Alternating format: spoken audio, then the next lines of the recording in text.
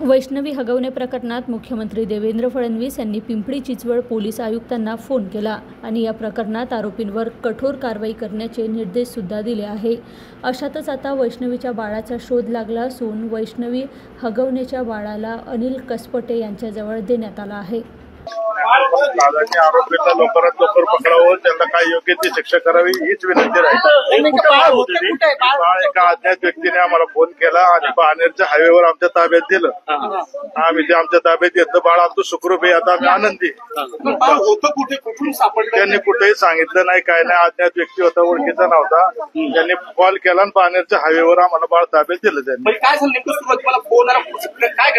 आम्हाला सिरकुटमध्ये असं समजलं होतं, म्हणून आम्ही गेलो होतो। सिरकुटमध्ये जाताना आम्हाला एक कॉल आला अज्ञात व्यक्तीचा की बाळ माझ्याकडे आहे, तुम्ही बाणेर हायवेला आहे। त्यांनी आमचं बाळ आपल्या ताब्यात दिलं आणि ते निघून गेले। आम्ही विचारलं नाही कोणी काय नाही, अज्ञातच व्यक्ती होता। धन्यवाद। आपल्या चॅनेलच्या सगळ्यांच्या मीडियामुळे हे आमचं बाळ आम्हाला मिळालं, आपले खूप खूप धन्यवाद। पण बाळ होतं कुठे, काय झालं, कुणापासून आलं? बाळ सुखरूप मिळालं, त्यांच्या नातेवाईकांनी आम्हाला सुपूर्द केलं।